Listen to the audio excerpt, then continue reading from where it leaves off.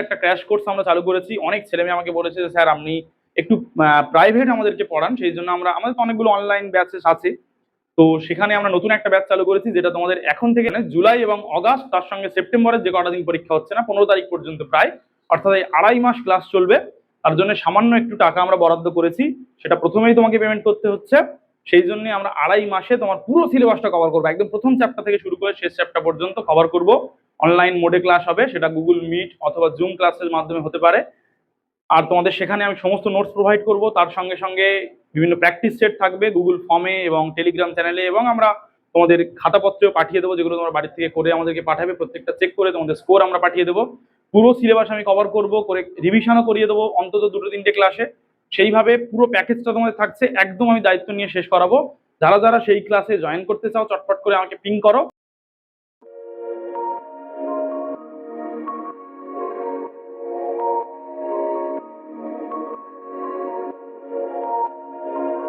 Hi everyone, welcome to এডুকেশনওয়ালা পরিবারের নতুন একটা ভিডিওতে সবাইকে স্বাগত জানাই। আজকে প্রধানত আমরা আলোচনা করব ভারতীয় শিক্ষা কমিশন। তোমরা নিশ্চয়ই জানো তোমাদের উচ্চ মাধ্যমিকের রুটিন চলে এসছে। 2027-এর যে থার্ড সেমিস্টার পরীক্ষা, তার রুটিন দিয়ে দেওয়া হয়ে গেছে। তোমাদের সেপ্টেম্বর মাসের 21 তারিখ থেকে পরীক্ষা। তো সেহেতু সবাই নিজের মতো করে প্রস্তুতি নিতে শুরু করো। আমরা তোমাদের এ পর্যন্ত মানে একদম তোমাদের সেমিস্টারের প্রথমে আমরা তোমাদেরকে বিভিন্ন বিষয়ে আলোচনা করেছিলাম, হিস্ট্রি, পল সায়েন্স, এডুকেশন, এই সমস্ত বিষয়ে আলোচনা করেছিলাম। তো তার মধ্যে আমাদের তো প্রচুর অফলাইন টিউশন আছে, সেগুলো করতে করতে অনলাইন তেমন ভাবে ক্লাসেস আমরা দিতে পারিনি। তো আবার মোটামুটি যখন 2 মাস প্লাস একটা সময় বাকি আছে, প্রায় 2.5 মাসের মতো আমাদের কাছে সময় রয়েছে, তো তখন আমরা ভেবেছি বা আমরা অনেক চিন্তা ভাবনা করেছি, বা তোমাদের মধ্যে থেকে অনেকগুলো স্টুডেন্ট আমাদের সঙ্গে যোগাযোগ করেছে যে স্যার আমাদের ক্লাসেস গুলো দিলে ভালো হয়। প্রচুর কমেন্টস পেয়েছি ফেসবুকে, ইনস্টাগ্রামে, অনেকজন মেসেজ করছো। তো সেখানে আমাদের একটা ছাত্রছাত্রী 11-12-এর, তারা আমাদের থেকে উপকৃত হোক। সত্যি কথা বলতে আমরা প্রবলভাবে চাই যে অনলাইনে যাতে ক্লাসেস গুলো নিয়ে আসা যায়, কিন্তু আমাদের অফলাইনের এত চাপ, সেখানে সারাদিনই প্রায় পড়াতে পড়াতে চলে যায়, তাদের নোটস তৈরি করা বা একটা ব্যাচ পড়াতে গেলে সত্যি কথা যেটা আমি ব্যক্তিগতভাবে অনেক সময় ধরে প্রস্তুতি নিই, অনেকগুলো বইপত্র নতুন করে আবার পড়াশোনা করি। তো সেখান থেকে অনেকগুলো প্রশ্ন তৈরি করি। প্রত্যেকটা বইয়ের পেছনে অনুশীলনী দেওয়া থাকলেও আমরা নিজেদের মতো করে টেক্সট পড়ে পড়ে প্রশ্ন করার চেষ্টা করি, যাতে ছেলেমেয়েদেরকে আমরা তেমন ভাবে প্রোভাইড করতে পারবো এবং বুঝিয়ে বলতে পারো তারা কেমন ভাবে প্রস্তুতি নেবে। সেই জন্য সত্যি সত্যি অনলাইনে ক্লাসেস গুলো দেওয়া হয়ে ওঠে না। কিন্তু আমরা চেষ্টা করব এবার থেকে যাতে এই 2 মাস অন্তত তোমাদের পুরো সিলেবাসটা আমরা আলোচনা করতে পারি। এখানে প্রধানত পরিষ্কার বলে দিচ্ছি আমি তোমাদের, কোঠারি কমিশন আজকে আলোচনা করবো, এর পরপর প্রত্যেকটা টপিক ধরে ধরে এডুকেশনটা পুরো সিলেবাস কভার করিয়ে দেবো, হিস্ট্রি এবং পল সায়েন্সের সিলেবাস কভার করানোর চেষ্টা করব। আর যারা এই সংক্রান্ত নোটস বা এমসিকিউ প্রশ্ন বা এসিকিউ আকারে আমরা যেগুলো তৈরি করে রেখেছি সেগুলো পেতে চাও, এবং আমাদের সবসময় আপডেটস গুলো পেতে চাও, কখন কি আলোচনা করতে চলেছি, কখন কি ক্লাসেস হবে, লাইভ ক্লাসেস হবে, তার জন্য হোয়াটসঅ্যাপে আমাদের নম্বর থাকছে, সেখান থেকে সরাসরি আমাদের গ্রুপগুলোতে জয়েন করো। এডুকেশনের জন্য আলাদা গ্রুপ আছে, ফিলোসফির জন্য আলাদা গ্রুপ আছে, পল সায়েন্সের জন্য আলাদা গ্রুপ আছে, এবং হিস্ট্রির জন্য আলাদা গ্রুপ আছে। আমি তোমাদের প্রধানত পড়াবো এডুকেশন, হিস্ট্রি আর পল সায়েন্স। এই 3টে সাবজেক্ট খুব ভালো করে আমরা প্রস্তুতি নেব।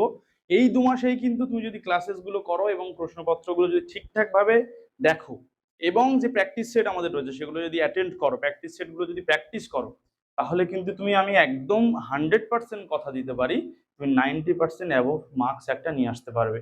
মানে 40-এ পরীক্ষা হলে তোমাদের 36 বা 36 নম্বরের বেশি কিন্তু তোমরা পাবেই পাবে, একদম গ্যারান্টি। তার জন্য কি কি করতে হবে, আমাদের ক্লাসেস গুলো দেখতে হবে। যে টপিকটা আমি তোমাদের এখানে আলোচনা করব সেটা তোমরা কিন্তু বাড়িতে টেক্সট বই পড়তে হবে, যে লেখকের টেক্সট বই থাক তোমাদের টেক্সট বইটা পড়তে হবে। তার সঙ্গে সঙ্গে হোয়াটসঅ্যাপ থেকে আমাদের কাছ থেকে তোমাদের ওই প্রশ্নগুলো নিতে হবে। প্রশ্নগুলো পড়ার পরে প্র্যাকটিস সেটে পরীক্ষা দেবে। কারণ এমসিকিউ পরীক্ষায় বেশি বেশি নম্বর পাওয়ার জন্য তোমাদের যত সম্ভব প্র্যাকটিস সেট নিয়ে প্র্যাকটিস করতে হবে। আমি আমার সমস্ত অফলাইন ব্যাচে বলে থাকি, বা আমাদের যে স্কুল রয়েছে, যে স্কুলে আমি পড়াই সে স্কুলেও আমি বলে থাকি যে তোমাদের জন্য বারবার করে প্র্যাকটিস সেট করা দরকার, বেশি বেশি করে প্রশ্নের সম্মুখীন হওয়া দরকার। তাহলে কিন্তু তোমার পরীক্ষায় একটা ভালো নম্বর আসবেই। ঠিক আছে, তাহলে এতগুলো বিষয় বলে দিলাম। যারা যারা হোয়াটসঅ্যাপে জয়েন করতে যাচ্ছে চটপট করে জয়েন করে ফেলো। চ্যানেলে যারা নতুন, চ্যানেলটা সাবস্ক্রাইব করে না, পাশে থাকা বেল আইকনটা প্রেস করে দাও, যাতে আমাদের সমস্ত ভিডিওর আপডেটস তোমাদের কাছে পৌঁছে যায়। আর ভিডিওটা একটু বেশি বেশি করে শেয়ার করতে হবে, কারণ বহুদিন তো চ্যানেলে আমাদের ভিডিও ছাড়া হয়নি, তাহলে চ্যানেলটার গ্রোথটা একটু কমে গেছে বা ঠিকঠাকভাবে ভিডিওগুলো সবার কাছে পৌঁছাবে না। সেই জন্য তোমাদের কাছে রিকোয়েস্ট রইলো বেশি বেশি করে একটু শেয়ার করে দাও তোমাদের বন্ধু বান্ধবীদের মধ্যে, সবাই মিলে আমরা ভালো করে পড়াশোনা করবো। তো চলো আজকের পাঠে আমরা চলে যাই। আমাদের আজকের যে আলোচনার বিষয় সেটা হচ্ছে ভারতীয় শিক্ষা কমিশন, যার অপর নাম হচ্ছে কোঠারি কমিশন। কেন কোঠারি কমিশন, একটুখানি আমরা ইতিহাসটা জেনে নিই। তো সেখানে আমরা দেখবো, এর আগে আমরা জেনেছি যে এখনো পর্যন্ত ভারতবর্ষে প্রথম একটা শিক্ষা কমিশন নিয়ে আসা হলো, যেটার নাম হচ্ছে রাধাকৃষ্ণন কমিশন। ঠিক আছে, এই রাধাকৃষ্ণন কমিশন কিসের নিয়ে কাজ করেছে, সেটা শুধুমাত্র উচ্চ শিক্ষা। সেখানে বলা হলো leadership training is the fundamental aim, নেতৃত্বদানের শিক্ষা তৈরি করার চেষ্টা করা হচ্ছে। প্রতিটা ক্ষেত্রে যারা আমরা নেতা তৈরি করতে পারি, লিডার তৈরি করতে পারি, সেই চেষ্টাটা করা হচ্ছে। তারপরে যখন আমাদের দেখলো, রাধাকৃষ্ণন কমিশনই তাদেরকে, সরকারকে জানালো যে মাধ্যমিক শিক্ষাটা হচ্ছে আমাদের দুর্বলতম অংশ, secondary education is our weakest link in our educational machinery. তারা বলল যে আমাদের শিক্ষা ব্যবস্থায় সবচেয়ে দুর্বলতম অংশ হচ্ছে মাধ্যমিক শিক্ষা। মাধ্যমিক শিক্ষাটা সারাসারি করার জন্য, সুন্দর করে পুনর্গঠন করার জন্য আমাদের লক্ষণ স্বামী মুদলিয়ারের নেতৃত্বে একটা নতুন কমিশন তৈরি হলো, মাধ্যমিক শিক্ষা কমিশন। তারপরে যখন আমরা উচ্চ শিক্ষা নিয়ে কাজ করলাম, মাধ্যমিক শিক্ষা নিয়ে কাজ করলাম, এর মধ্যে প্রাথমিক শিক্ষা সংক্রান্ত ছোটখাটো কাজ করা শুরু হয়ে গেছে, নারী শিক্ষা নিয়েও কাজ করা শুরু হয়ে গেছে। তখন আমাদের সরকার মনে করলো যে না, এবার এই খুচখুচ করে একটা একটা করে দিক আমরা দেখবো, এরকম করার দরকার নেই। পুরো হোল এডুকেশনাল সিস্টেমটা নিয়ে বা পুরোপুরি শিক্ষা ব্যবস্থা নিয়ে আমাদের একটা চিন্তা ভাবনা করার দরকার রয়েছে। সেই হেতু তো আমাদের তৎকালীন শিক্ষামন্ত্রী MC চাগলা, অর্থাৎ মোহাম্মদ আলী করিম চাগলা, তার নেতৃত্বে কি করা হলো, একটা কমিশন গঠন করার চিন্তা ভাবনা করা হলো যে একটা নতুন কমিশন গঠন করা হবে, যার মাধ্যমে সমস্ত শিক্ষা ব্যবস্থাটাকে আমরা একটা সুন্দর পরিকল্পনার মধ্যে নিয়ে আসতে পারবো এবং শিক্ষা ব্যবস্থাটা পরিচালনা করতে পারবো। সেই জন্য চিন্তা ভাবনা হতে হতে কি করা হলো, তৎকালীন আমাদের যিনি একজন বিখ্যাত শিক্ষাবিদ, যিনি ইউজিসির চেয়ারম্যান ছিলেন, অর্থাৎ ইউনিভার্সিটি জ্ঞান কমিশন, নিশ্চয়ই তোমরা পড়েছো, এবং তিনি ভারতীয় বিখ্যাত একজন জ্যোতির্বিদ, শিক্ষাবিদ। তিনি ইউজিসির চেয়ারম্যান হয়েছেন, পদ্মভূষণ হয়েছেন, পদ্মবিভূষণ হয়েছেন, দিল্লি বিশ্ববিদ্যালয়ের অধ্যাপক হিসেবে কাজ করেছেন, বা DRDO, এছাড়াও বিভিন্ন গবেষণা সংস্থার সঙ্গে তিনি যুক্ত ছিলেন। তো এইরকম একজন মহান শিক্ষাবিদের নেতৃত্বে কি করা হলো, এই কমিশন তৈরি করা হলো, যেখানে আমরা দেখবো সদস্য সংখ্যা ছিলেন 17 জন। আমি একটু পরে আসবো সদস্য সংখ্যার ডিটেলস নিয়ে, কোন সদস্য কি কি জায়গায় কাজ করতেন বা তার শিক্ষাগত যোগ্যতা, সেগুলো সব আমরা আলোচনা করব। তো সেখানে 17 জন সদস্য নিয়ে একটা কমিশন গঠন করা হলো, যার মধ্যে 10 জন ভারতীয় সদস্য, 7 জন বিদেশি সদস্য।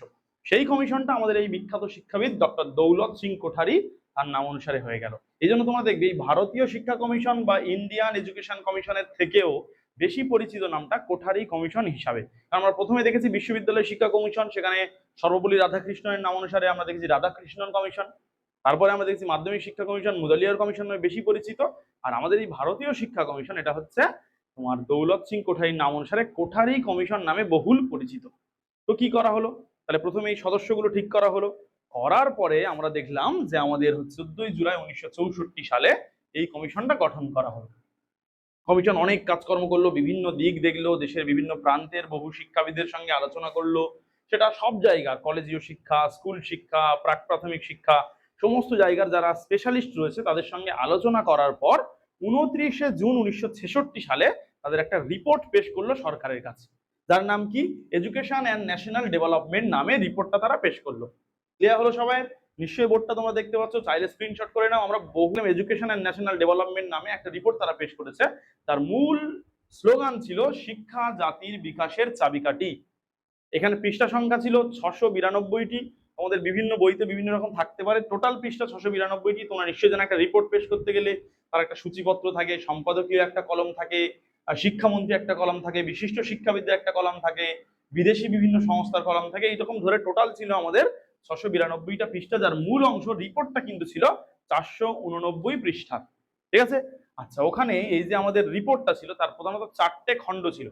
এই যে কোঠারি কমিশনের রিপোর্টের প্রধানত 4টে খণ্ড। প্রথম যে খণ্ডটা ছিল সেখানে ছিল সাধারণ যে সমস্যা রয়েছে সেই সম্পর্কিত। ওখানে ওই প্রথম খণ্ডে ছিল। দ্বিতীয় খণ্ডে ছিল নানা স্তর আর যে পর্যায়ভুক্ত রয়েছে শিক্ষাগুলো, সেগুলো বিভিন্ন স্তরের শিক্ষা, তোমরা নিশ্চয়ই জানো, সেই স্তরগুলো পরপর ওখানে আলোচনা করা হয়েছে। তৃতীয় খণ্ডে শিক্ষা পরিকল্পনার বাস্তব যে রূপান্তর, সেইটা সম্পর্কে আলোচনা করা হয়েছে। আর একদম শেষ খণ্ডে, অর্থাৎ চতুর্থ খণ্ডে, এই সংক্রান্ত বিভিন্ন বিবরণ, বিভিন্ন দলিলপত্র, সেগুলো কিন্তু প্রোভাইড করা হয়েছে। এটা ছিল আমাদের 4টে খণ্ড। আচ্ছা, এখানে কি করা হয়েছে আমাদের প্রধানত, এখানে ওয়ার্কিং গ্রুপ কিন্তু ছিল 4টে। আচ্ছা, এই কমিশন যেটা, সেখানে কিন্তু সদস্য বলেছি 17, পরামর্শদাতা ছিলেন 20 জন, বিভিন্ন দিকের পরামর্শদাতা। আর ওয়ার্কিং গ্রুপ ছিল 7টা ওয়ার্কিং গ্রুপ। কি কি?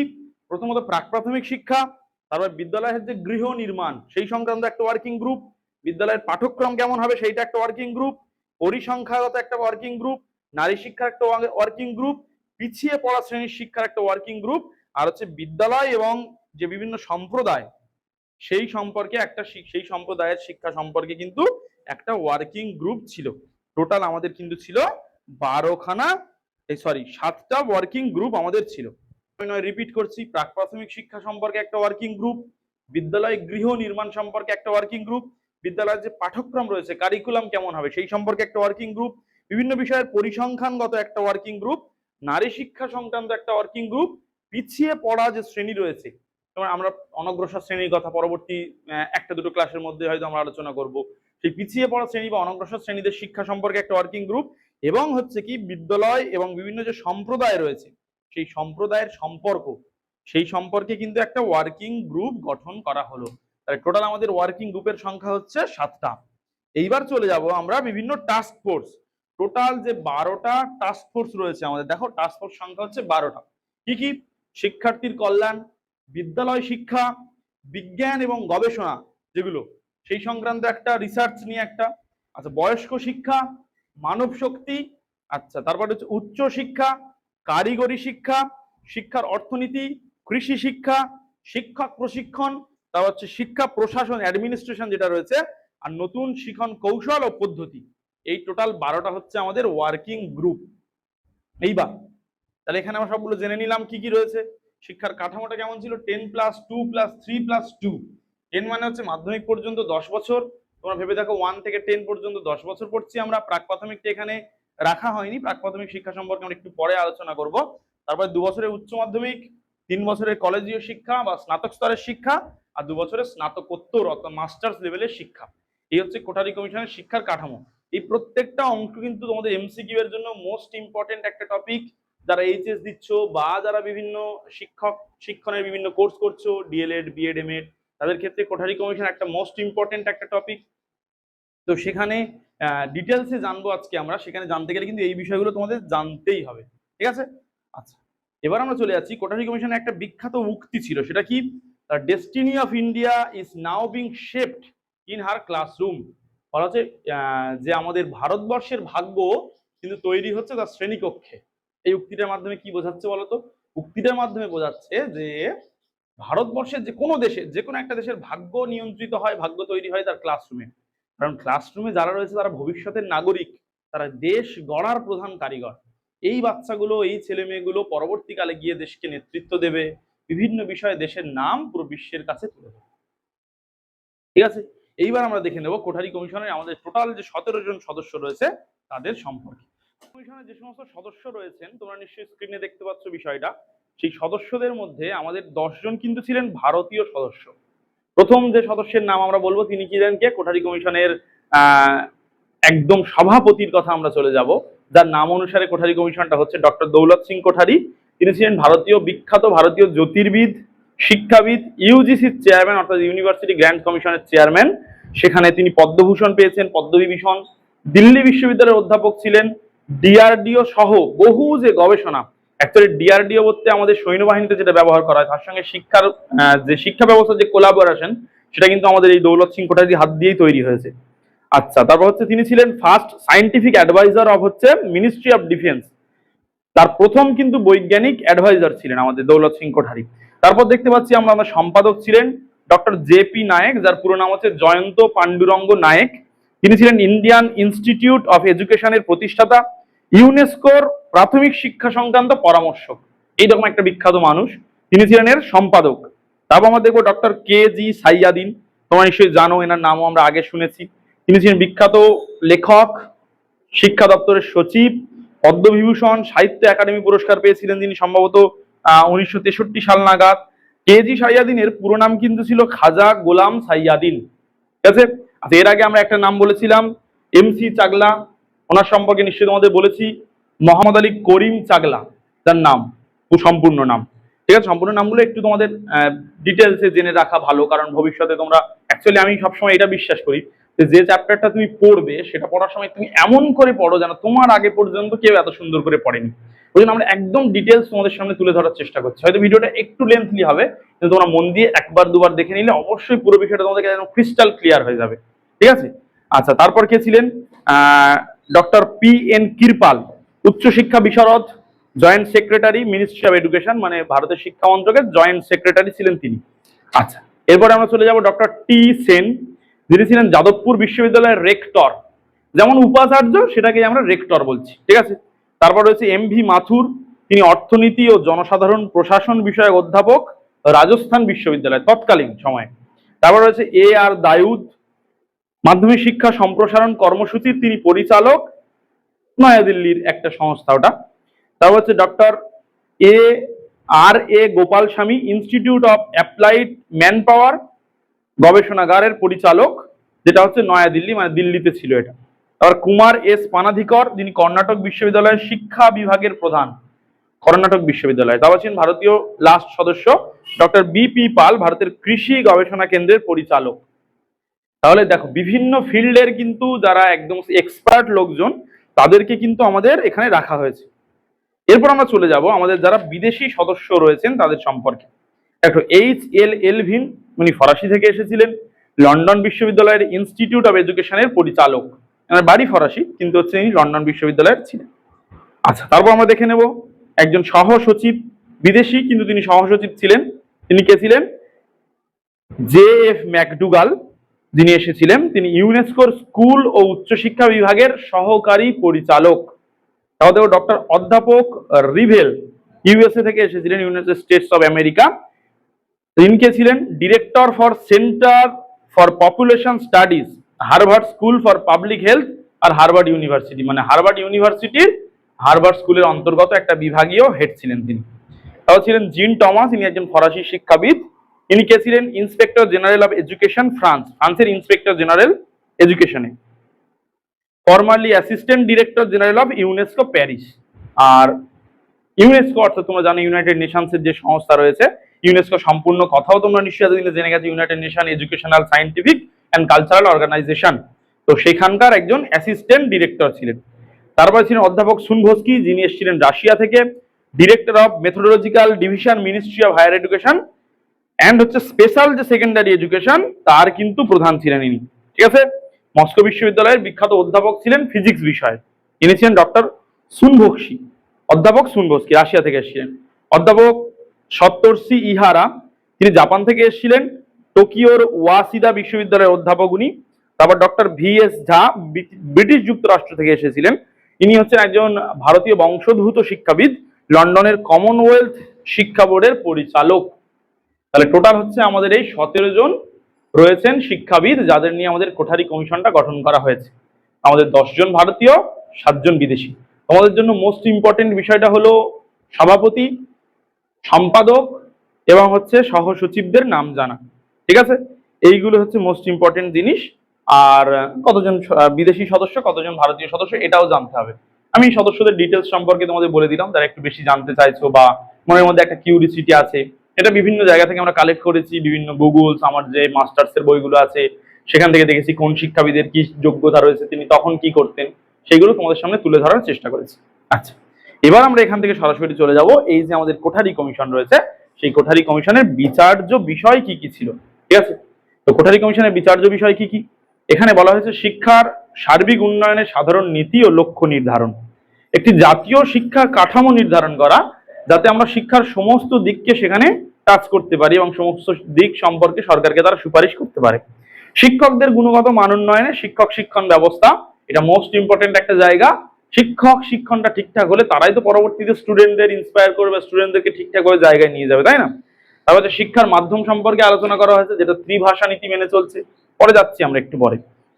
বয়স্ক শিক্ষার মান উন্নয়নের কথা বলা হয়েছে, নারী শিক্ষার কথা বলা হয়েছে, বৃত্তি শিক্ষা এবং কারিগরি শিক্ষা, স্বাধীনতা, সমানাধিকার আর হচ্ছে ন্যায়ের ভিত্তিতে যে সমাজ ব্যবস্থা, এইটার ক্ষেত্রে কিন্তু অত্যন্ত গুরুত্ব দেওয়া হয়েছে।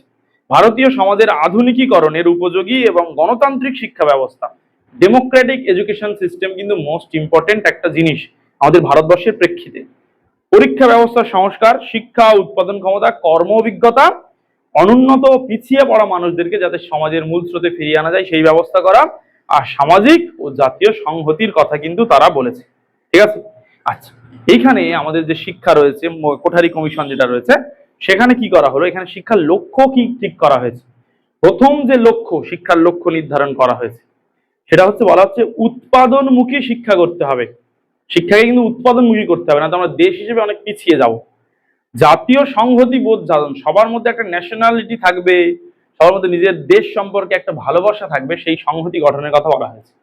শিক্ষার্থীর চারিত্রিক যে ডেভেলপমেন্ট বা বিকাশ রয়েছে, সেক্ষেত্রে লক্ষ্য রাখতে হবে। প্রকাশভঙ্গির বিকাশ এবং সংযোগ স্থাপন, যাতে প্রত্যেকটা শিক্ষার্থী নিজেকে এক্সপ্রেস করতে পারে, সমাজের সামনে নিজেকে তুলে ধরতে পারে, এবং আমরা মিথস্ক্রিয়ামূলক একটা উন্নত সমাজ গঠন করতে পারি, সেটাও একটা অন্যতম লক্ষ্য। আমাদের যে সংস্কৃতি রয়েছে, আমাদের যে কৃষ্টি রয়েছে, কালচার রয়েছে, সেই সম্পর্কে আমরা যাতে সচেতন হই, সেদিকে লক্ষ্য রাখতে হবে। আধুনিকীকরণের প্রশিক্ষণ, পুরো বিশ্বের শিক্ষা ব্যবস্থা সম্পর্কে, পুরো বিশ্বের সমাজ ব্যবস্থা সম্পর্কে বা সঙ্গে আমরা যাতে নিজেরা অ্যাডজাস্ট করতে পারি, সেই চেষ্টা, সেটা একটা লক্ষ্য। শিক্ষায় সমসুযোগ, মোস্ট ইম্পর্টেন্ট একটা জায়গা। প্রত্যেকের সমান সুযোগ থাকতে হবে, জাতি, ধর্ম, বর্ণ, লিঙ্গ, সমস্ত কিছু নির্বিশেষে প্রত্যেকের সমান সুযোগের লক্ষ্য এখানে নির্ধারণ করা হয়েছে।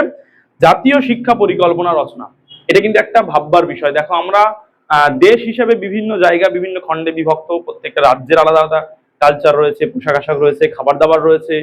সেইভাবে আমাদের যদি আলাদা আমরা পৃথক হয়েও থাকি, এই যে আমাদের ভেদাভেদ বা কোনো কোনো ক্ষেত্রে আমরা পৃথক পৃথক সত্তা অবলম্বন করছি, সবাইকে একত্রিত ভাবে একটা জাতীয় বোধ জাগ্রত করার জন্য জাতীয় শিক্ষা পরিকল্পনা রচনা। সবাই একই ধরনের পাঠ্যক্রম, ভাষা আলাদা হতে পারে, কিন্তু একই লক্ষ্য, একই পাঠ্যক্রমকে মাথায় রেখে যাতে আমাদের শিক্ষা ব্যবস্থাটা বা শিক্ষা পরিকল্পনা রচনা করা যায়, সেই দিকে। মৌখিক আর আধ্যাত্মিক মূল্যবোধ জাগরণ এবং গণতান্ত্রিক চেতনার বিকাশ, এই কটাই হচ্ছে কিন্তু শিক্ষার লক্ষ্য।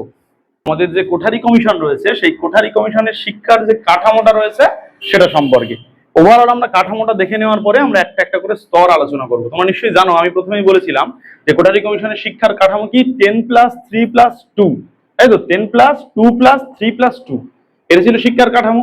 তাহলে তোমরা দেখবে এখানে যে প্রাক প্রাথমিক শিক্ষাটা রয়েছে, সেইটা কিন্তু এই কাঠামোর মধ্যে রাখা হয়নি। তার কারণটা কি?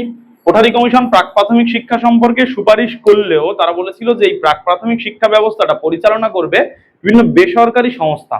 কারণ তৃতীয় বিশ্বের বিভিন্ন দেশে এই প্রাক প্রাথমিক শিক্ষা সম্পর্কে কিন্তু একটা সুঠামো ধারণা তৎকালীন সময়ে ছিল না। এখন আমাদের প্রাক প্রাথমিক শিক্ষার ব্যবস্থা করা হয়েছে এনইপি 2020-তে, বা তার আরো আগে যে অঙ্গনওয়াড়ি বিদ্যালয়গুলো রয়েছে, সেগুলোর মাধ্যমে, বা যেগুলোকে আমরা খিচুড়ি স্কুল বলি বা বাল ভাটিকা বলি যেগুলোকে আমরা, সেখানে কিন্তু প্রাক প্রাথমিক শিক্ষা দান করা হয়। কিন্তু কোঠারি কমিশনের সময়ে প্রাক প্রাথমিক শিক্ষাটাকে তারা কিন্তু এই স্ট্রাকচারের মধ্যে রাখেনি। তবু আমরা আলোচনা করে নেব। তাহলে প্রথমে আমরা দেখতে পাচ্ছি প্রাক প্রাথমিক স্তর। তোমরা নিশ্চয়ই একটু সোজা বোঝার জন্য ভেবে নাও, স্কুলে ভর্তি হওয়ার আগে যে খিচুড়ি স্কুলে পড়াশোনা করে, সেই স্তরটাকে দুটো ভাগে ভাগ করা হয়েছে, একটা নার্সারি, একটা কেজি বা কিন্ডার গার্ডেন। সেই নার্সারিটা হচ্ছে ক বছরের? 2 বছরের, যেটা ইউকেজি আর এলকেজি, আর নিম্ন নার্সারি আর শুধু নার্সারি, ঠিক আছে, এলকেজি। তো সেখানে ক বছর? 2 বছর বয়সে তারা ভর্তি হবে, 4 বছর বয়স পর্যন্ত পড়বে। এখানে অনেকগুলো কনফিউশন রয়েছে, বলবে যে স্যার না, তৎকালীন সময়ে 1 বছর বয়সেও সমস্যা নেই, মোটামুটি তার যখন 3+ বয়স হয়ে গেল, মানে 4 বছরে যখন যে পড়ে গেল। এখানে এটা বোঝার ক্ষেত্রে একটা জিনিস তোমাদের ক্লিয়ার করে বলে দিই, যেখানে প্লাস আছে মানে 4 বছরের বেশি হয়ে গেলে তারপর, আর যেখানে নর্মাল প্লাস দেওয়া নেই, যেগুলো সালের পরে, মানে সেগুলো হচ্ছে সেই বছরে তখন সে বিলং করছে। মানে ধরো, যদি মনে করো তোমাদের এখন বয়স হচ্ছে 17, কেউ কেউ মানে হচ্ছে 16 বছর কভার করে 17তে পড়েছো, আর কেউ কেউ আছে 17+, যে 17+ মানে সে 18তে পড়ে গেছে অলরেডি। সেহেতু আমি সেইভাবে সাজিয়ে লিখেছি, তোমরা কিন্তু বুঝে নেবে। মনে করো এটা হচ্ছে 2+, মানে কি, তখন তার 2 বছরের বেশি বয়স হয়ে গেছে, মানে কত বছর চলছে তখন? 3 বছর তার চলছে।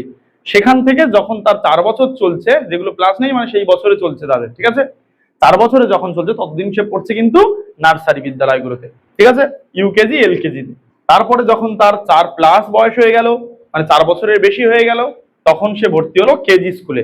সেখানে 2 বছর পড়বে, KG1 আর KG2। এটা বিভিন্ন স্কুলে বিভিন্ন নাম হতে পারে, আমরা একটা উদাহরণ তোমাদের সামনে তুলে ধরেছি। তাহলে তার 4+ বয়স, মানে 4 বছরের বেশি যখন বয়স হয়ে গেছে, সেখান থেকে 6 বছর পর্যন্ত, মানে 6 বছর যখন তার রানিং, সেই পর্যন্ত সে পড়ে নিল। এটা হচ্ছে আমাদের প্রাক প্রাথমিক শিক্ষা স্তর। এবং আমাদের প্রাথমিক শিক্ষাকে দুটো ভাগে ভাগ করা হয়েছে, নিম্ন প্রাথমিক আর উচ্চ প্রাথমিক। এখনকার প্রেক্ষাপটে দেখলে তোমরা ক্লাস 1 থেকে আর 5 পর্যন্ত, নিশ্চয়ই তোমরা জানো 2020 শিক্ষানীতি অনুযায়ী প্রায় আমাদের সমস্ত স্কুলগুলোতে, প্রাইমারি স্কুলগুলোতে 5 ক্লাসটা নিয়ে আসা হয়েছে। আর হাই স্কুল শুরু হয়েছে এখন ক্লাস 6 থেকে, ওটা উচ্চ প্রাথমিক, পরে আমি যাচ্ছি বলছি তোমাদেরকে। তো সেখানে নিম্ন প্রাথমিক নিম্ন মাধ্যমিক ক বছর পড়বে? 4 অথবা 5 বছর। এটা আমি কেন দিয়েছি, তৎকালীন সময় যে সমস্ত স্কুলগুলোতে 1, 2, 3, 4 এই 4টে ক্লাস ছিল প্রাইমারি স্কুলে, সেখানে আর অনেকগুলো স্কুল বিশেষ করে বুনিয়াদী স্কুলের ওখানে তোমার কিন্তু 1 থেকে 5 পর্যন্ত ছিল, 1, 2, 3, 4, 5, ওই জন্য 4 অথবা 5 বছর। তাহলে তারা 6+ বয়সে, এখনো তোমরা দেখবে 6 বছর বয়স হওয়ার পরেই কিন্তু একটা শিশু তোমার ক্লাস 1-এ ভর্তি হতে পারে। সেখান থেকে 10 অথবা 11 বছর। কেন 10 অথবা 11 বছর?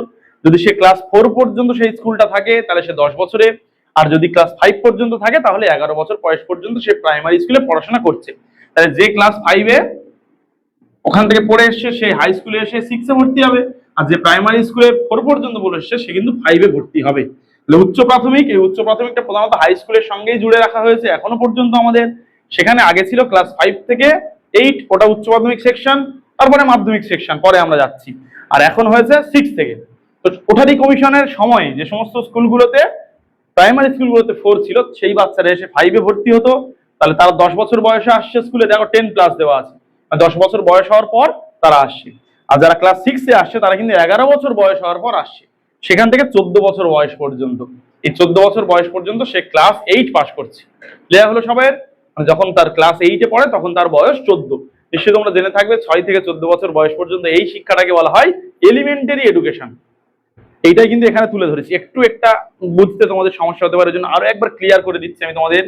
যে বয়সগুলোর পরে দেখো প্লাস চিহ্ন দেওয়া নেই, মানে সেই বয়সে সে বিলং করছে, 4 বছর তখন তার বয়স রানিং চলছে, ঠিক আছে? আর যখন প্লাস দেওয়া আছে মানে সেইটা পেরিয়ে চলে গেছে, 6+ মানে তখন তার 6 বছরের বেশি বয়স, 6 বছর তার হয়ে গেছে অলরেডি। সেইভাবে আমরা সাজানোর চেষ্টা করেছি। আর যখন নার্সারি স্কুলে পড়ে এলো 6 বছরে, যখন তার বয়স 6 বছর যেই প্লাস হয়ে গেল, যে নিম্ন প্রাথমিকে ভর্তি হলো, এমনি প্রাইমারি স্কুলগুলোতে ভর্তি হলো, সেখানে সে পড়ছে 1 থেকে 4, না হলে 1 থেকে 5। যদি 1 থেকে 4 পড়ে তাহলে 6+ থেকে 10, 10 বছর বয়স পর্যন্ত পড়বে। যদি 5 পর্যন্ত পড়ে তাহলে 6+ থেকে 11 পর্যন্ত পড়বে সে। ক্লিয়ার হলো? আর যখন তার 10+, যে 4 পর্যন্ত পড়ে এলো, সে হাই স্কুলে বা উচ্চ প্রাথমিকে ভর্তি হলো 5-এ, ক্লাস 5-এ, তখন তার বয়স 10+। যে ওখান থেকে 5 পড়ে এলো সেখানে 6-এ ভর্তি হলো, তখন তার বয়স 11+। এই থেকে 14 বছর বয়স পর্যন্ত সে কিন্তু প্রাইমারি সেকশনে থাকছে। প্রাইমারি দুটো সেকশন, একটা নিম্ন প্রাথমিক, একটা উচ্চ প্রাথমিক, বা একটাকে প্রাইমারি বলি, একটাকে আপার প্রাইমারি বলে থাকি আমরা। নিম্ন প্রাথমিকটা বা প্রাইমারি লেভেলটা আমরা স্কুল আছে, প্রাইমারি স্কুল আমাদের দেশে আছে, আর আপার প্রাইমারিটা বেশিরভাগ আমাদের হাই স্কুলের সঙ্গে জুড়ে দেওয়া রয়েছে। ঠিক আছে? ক্লিয়ার হলো? এটা চলে গেল আমাদের প্রাথমিক শিক্ষা পর্যন্ত। এবার আমরা চলে যাচ্ছি মাধ্যমিক শিক্ষা। তার দুটো স্তর রয়েছে, একটা নিম্ন মাধ্যমিক বা যেটাকে আমরা নর্মাল মাধ্যমিক বা সেকেন্ডারি বলে থাকি, 9, 10, সেটা 14+ বয়স থেকে, মানে 14 বছর বয়সের পর থেকে 16 বছর বয়স পর্যন্ত সে পড়ছে। তারপর 16+ থেকে 18 বছর বয়স পর্যন্ত উচ্চ মাধ্যমিক পড়ছে সে 2 বছর। তাহলে এই হয়ে গেল। তাহলে তোমরা একটা স্ট্রাকচার ভালো করে দেখো, এইখানে 4, 4-এ 8, 2-এ 10, দেখো 10 বছর পর্যন্ত সে মাধ্যমিক পাস করে গেল, এটা কভার হলো আমাদের। তারপরে 2 বছরে সে উচ্চ মাধ্যমিক পাস করলো, এটা কভার হলো। তারপরে চলে যাচ্ছে আমরা উচ্চ শিক্ষা। উচ্চ শিক্ষা স্নাতক আর স্নাতকোত্তর। স্নাতক পড়ছে সে 3 বছর। এখন কিন্তু তোমরা 3 বছরের আছে কোর্স, সেটা আলাদা। 2020 যখন শিক্ষানীতি পড়বো আরো ডিটেলসে আমরা বোঝাবো তোমাদেরকে। তো এখন আগে কি ছিল, প্রথম থেকে মানে first year, second year, third year, 3 বছর যখন সে পড়ছে, সে স্নাতক কমপ্লিট হচ্ছে। গ্রাজুয়েশন যে কোনো লেভেলের হতে পারে, সেটা আমরা সাধারণত বিএ, বিএসসি, বিকম, বিটেক বিভিন্ন ক্ষেত্রে বলে থাকি। 3 বছর পড়ছে তখন সে গ্রাজুয়েশন কমপ্লিট করছে, 18+ থেকে 21 বছর বয়স পর্যন্ত। আর স্নাতকোত্তর করছে 2 বছরের, একটা হচ্ছে তোমার ফার্স্ট ইয়ার আর সেকেন্ড ইয়ার, মানে মাস্টার্স করছে, এমএ, এমএসসি, এমকম, এই সমস্ত বিষয়গুলো 21+ বয়স থেকে 23 পর্যন্ত। আরো একবার ক্লিয়ার করে বলে দিই, যারা বিশেষ করে বড় যারা দেখছেন ভিডিওটা বা দেখছো তোমরা, তো সেখানে এই যে বিষয়টা, এটা কিন্তু কোঠারি কমিশন অনুসারে। এখন কিন্তু আর কোঠারি কমিশন অনুযায়ী আমাদের শিক্ষা ব্যবস্থা চলছে না, এখন চলছে এনইপি 2020। সম্ভবত আর 1-2 দিনের মধ্যে আমরা এনইপি 2020-তে চলে যাবো। এরপর আমাদের এনইপি 1986, তারপর এনইপি 2020 আমরা আলোচনা করবো। তো এটা কিন্তু কোঠারি কমিশন অনুযায়ী পুরোপুরি স্ট্রাকচার। ক্লিয়ার হলো সবাই? দেখে নাও একবার ভালো করে, তোমরা চাইলে স্ক্রিনশট করে নিতে পারো এই বিষয়টা।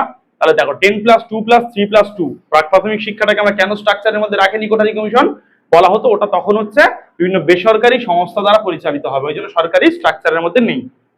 আচ্ছা, এবার আমরা এই বিভিন্ন কমিশনের সুপারিশের মধ্যে চলে যাব। প্রথমে আমরা দেখে নেব কোঠারি কমিশনের যে সুপারিশ রয়েছে। এখানে একটা বিষয় বলে দিই, আমরা বিভিন্ন চার্ট ব্যবহার করেছি, যেহেতু আমাদের কাছে সময় কম, প্রত্যেকটা বোর্ডে লিখে লিখে সুন্দর করে উপস্থাপন করাটা মুশকিল একটু, আর সেই জন্য করে আমরা চার্টগুলো ব্যবহার করছি। এটা আমরা বিভিন্ন বই থেকে কালেক্ট করেছি, তাছাড়া চ্যাট জিপিটি, জেমিনাই, এই সমস্ত এআই তে টুলস রয়েছে, সেগুলো দিয়ে আমরা এগুলো বানিয়েছি, যাতে তোমাদের কাছে সহজ সরল ভাবে আমরা উপস্থাপন করতে পারি, সেই জন্য। তো দেখতে পাচ্ছ এই যে একটা চার্ট আমরা এখানে প্রোভাইড করছি, সেখানে রয়েছে প্রাক প্রাথমিক শিক্ষা সম্পর্কে কোঠারি কমিশনের যে সমস্ত সুপারিশ রয়েছে। প্রথম কি সুপারিশ রয়েছে? শিক্ষার ব্যাপ্তি, নিশ্চয়ই তোমরা ওখানে দেখতে পাচ্ছ। আচ্ছা, তারপরে রয়েছে শিক্ষার ব্যাপ্তি বলতে এই শিক্ষাটা কত বছরের হবে। অ্যাকচুয়ালি এটা মোটামুটি 4 বছরের শিক্ষা হবে। আচ্ছা, তারপরে কি রয়েছে? রাজ্য স্তরের কেন্দ্র যে সমস্ত রয়েছে, এইখানে হচ্ছে রাজ্য স্তরে বিভিন্ন জেলা ভিত্তিক কেন্দ্র থাকবে। তারা কি করবে? এই শিক্ষা ব্যবস্থাকে নিয়ন্ত্রণ করবে, দেখবে কেমন কি কাজ হচ্ছে, বা শিক্ষকদের প্রশিক্ষণ করা, কর্মকেন্দ্রগুলির পরিদর্শন করা, এই সমস্ত বিষয়গুলো করবে তারা রাজ্য স্তরের যে কেন্দ্র রয়েছে। জেলা ভিত্তিক উন্নয়ন যে কেন্দ্র রয়েছে সেগুলো দেখাশোনা করবে। তাই প্রথম রাজ্য স্তরের যে নীতিগুলো নির্ধারণ করবে বা শিক্ষকদের যেমন করে ট্রেনিং দেওয়ার ব্যবস্থা করার কথা বলবে, জেলার যে সংস্থাগুলো রয়েছে তারা কিন্তু সেগুলো নিয়ন্ত্রণ করবে। এরপরে রয়েছে পরিচালনার দায়িত্ব। বিভিন্ন বেসরকারি প্রতিষ্ঠানগুলো কিন্তু এই শিক্ষাটা পরিচালনা করে। প্রাক প্রাথমিক শিক্ষার কথা আমরা বলছি, এই স্তরটার কথা আমরা আলোচনা করছি, ঠিক আছে। তারপরে কি আছে? তারপরে রয়েছে আমাদের, দেখো চার্টের মধ্যে তোমরা দেখতে পাচ্ছ, বিভিন্ন গবেষণামূলক কর্মসূচিতে উৎসাহ দান, যাতে প্রাক প্রাথমিক শিক্ষাটা অনেক বেশি উন্নয়ন করা যায়। সেই জন্য বিভিন্ন গবেষণার সুযোগ রাখতে হবে। প্রত্যেকটা শিক্ষায় গবেষণার সুযোগ রাখতেই হবে, যাতে কিনা আমরা আরো বেশি উন্নত করতে পারি। তারপরে যে রাজ্য জেলা স্তরের কেন্দ্রগুলির ক্ষেত্রে রাষ্ট্রের যে ভূমিকা, সেটার কথা এখানে বলা হয়েছে। তারপরে রয়েছে আমাদের পাঠ্যক্রম। এই শিক্ষা ব্যবস্থার পাঠ্যক্রম কেমন হবে? এখানে প্রধানত খেলাধুলা সম্পর্কিত বিভিন্ন পাঠ্যক্রম হবে। ছেলেমেয়েদের ব্যায়াম, নাচ, প্রকৃতি পাঠ, এই সমস্ত বিষয়ে হাতে কলমে বিভিন্ন কিছু আঁকানো, রং করা, স্বাস্থ্য রক্ষার পাঠ, মানে বিভিন্ন খাবারের সময় কেমন করে তোমরা হাত ধোবে, খাবার খাওয়ার পরে কেমন করে হাত ধোবে, দিনে কবার ব্রাশ করতে হবে, এই সমস্ত প্রাথমিক বিষয়গুলো কিন্তু এই পাঠ্যক্রমে রাখার কথা বলা হয়েছে, ঠিক আছে। এটা গেল আমাদের প্রাথমিক শিক্ষার যে আমাদের কর্মসূচি, প্রাক প্রাথমিক শিক্ষার সেটা। এবার প্রাক প্রাথমিক শিক্ষার লক্ষ্য কি কি হবে? প্রাক প্রাথমিক শিক্ষার লক্ষ্যের ক্ষেত্রে বলা হচ্ছে দৈহিক বিকাশ। এই সময় কিন্তু শিশুদের দৈহিক বিকাশটা আমাদের অত্যন্ত জরুরি। ওই জন্য ব্যায়ামের ব্যবস্থা রাখতে হবে, সুস্থ সবলতা কেমন ভাবে, স্বাস্থ্য সচেতনতা শিবির তৈরি করতে হবে, বা চেষ্টা করতে হবে সেখানে ছেলেমেয়েদের বিভিন্ন টিকাকরণ সম্পর্কে একটা অবগত করা যায় গার্জেনদের এবং বাচ্চাদেরকেও। তারপর মানসিক বিকাশ, তাদের মধ্যে বিভিন্ন কৌতূহল, দেখে ওই বয়সের বাচ্চাদের মধ্যে প্রচুর কৌতূহল থাকে, এটা কি ওটা কি, হ্যানা তেনা প্রচুর প্রশ্ন করে। আমরা যদি তার প্রশ্নগুলো সেইখানে দমিয়ে দিই, তাহলে কিন্তু ভবিষ্যতে সে খুব ভালো প্রশ্ন করতে হবে না, এবং তার জ্ঞানের বিকাশের ক্ষেত্রে, মানসিক বিকাশের ক্ষেত্রে একটা বাধা হয়ে দাঁড়াবে।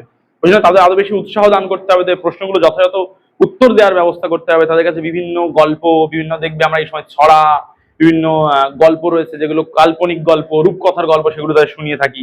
তার মধ্যে মানসিক বিকাশটা এক্সাক্ট ঠিকঠাক ভাবে হয়। তারপরে কি হচ্ছে? প্রাক্ষবিক বিকাশ, যাতে করে তাদের ঘৃণা, ঈর্ষা, ভয়, কান্না, এই সমস্ত বিষয়গুলো লক্ষ্য রাখা যায়, সেটা কিন্তু দেখতে হবে।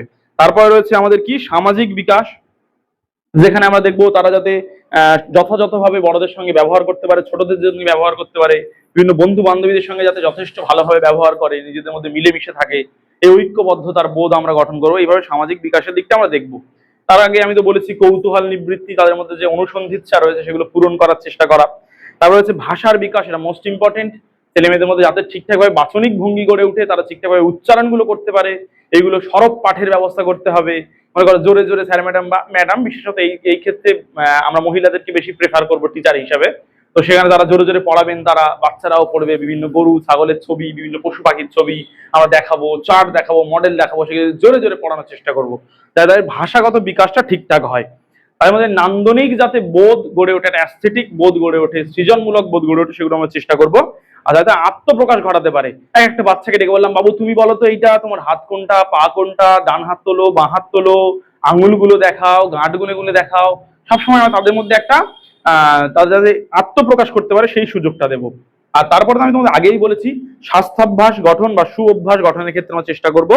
আর দেশপ্রেম জাগরণ, এই ক্ষেত্রে আমরা বিভিন্ন জাতীয় সঙ্গীত তাদের পাঠদান করাবো, বা জাতীয় সঙ্গীত দিয়ে আমরা ক্লাসেস গুলো শুরু করব। আর তার সঙ্গে সঙ্গে আমরা যেটা চেষ্টা করব, বিভিন্ন মনীষীদের, ঋষিদের, স্বাধীনতা সংগ্রামীদের জীবনী সম্পর্কে তাদের সামনে তুলে ধরবো গল্পের আকারে। ক্ষুদিরামের কথা বললাম, বিবেকানন্দের কথা বললাম, নেতাজি সুভাষের কথা বললাম, রবীন্দ্রনাথ ঠাকুরের কথা বললাম, এপিজে আব্দুল কালামের কথা বললাম, যেমন যেমন ভাবে সম্ভব সেই বিখ্যাত বিখ্যাত মনীষীদের কথা আমরা তুলে ধরবো। এইটা চলে গেল আমাদের প্রাক প্রাথমিক শিক্ষার যে লক্ষ্য সেটা। এবার আমরা প্রাক প্রাথমিক শিক্ষার পাঠ্যক্রমটা একটুখানি দেখে নেবো আমরা। সেখানে আমরা দেখলাম প্রথমে দৈহিক বিকাশ, এই জন্য পাঠ্যক্রমের ব্যবস্থা করতে হবে, নিশ্চয়ই তোমরা বুঝতে পারছো। প্রাকৃতিক পরিবেশ সম্পর্কে পরিচিতি ঘটাবো, সূর্য, চাঁদ, পাহাড়, পর্বত, নদী, নালা, এই যে আমাদের প্রকৃতি রয়েছে, আমাদের এলাকায় কি গাছ ভালো হয়, কি চাষ ভালো হয়, মরশুমি সবজিগুলো চার্টের মাধ্যমে দেখাবো যে এটা কি সবজি, ওটা কি সবজি, এটা কি ফল। প্রকৃতিটা আগে ভালোভাবে চেনাবো। নিশ্চয়ই তোমরা জেনে থাকবে, আমার ক্লাসে যারা করেছো বা যারা আমার কাছে অফলাইন পড়ো, বা যে সমস্ত ছেলেমেয়েরা এমনি পড়াশোনা করছে এডুকেশনে, তাহলে আমরা শিশু কেন্দ্রিক শিক্ষার জনক ছিলেন আমাদের রুশো। রুশো কিন্তু চেয়েছিলেন ছেলে মেয়েদের মধ্যে একটা প্রকৃতির একটা ধারণা গড়ে উঠুক। তুমি যদি নিজের প্রকৃতিকে না জানো, প্রকৃতি মিন্স কি বলবো, পারিপার্শ্বিক যে প্রকৃতি রয়েছে এবং নিজের প্রকৃতি রয়েছে, মানুষের প্রকৃতি রয়েছে, সামাজিক প্রকৃতি রয়েছে, এই প্রত্যেকটা প্রকৃতি যদি তুমি জানো, তুমি কিন্তু প্রকৃত মানুষের মতো মানুষ হতে পারবে। সেই জন্য প্রকৃতি পাঠের দরকার রয়েছে।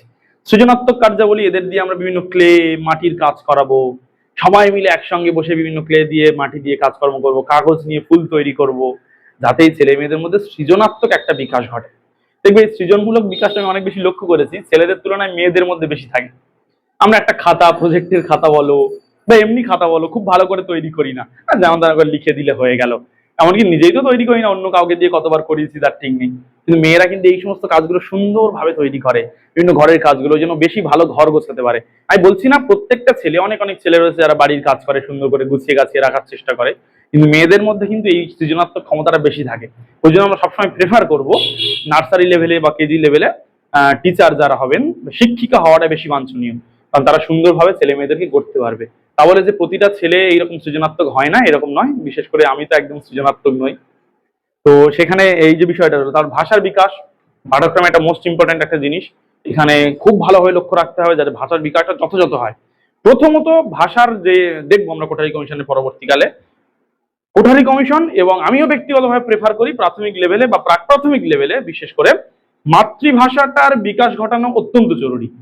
মাদার টাংটা যাতে যথেষ্ট ভালোভাবে বিকাশ ঘটে সেটা লক্ষ্য রাখতে হবে।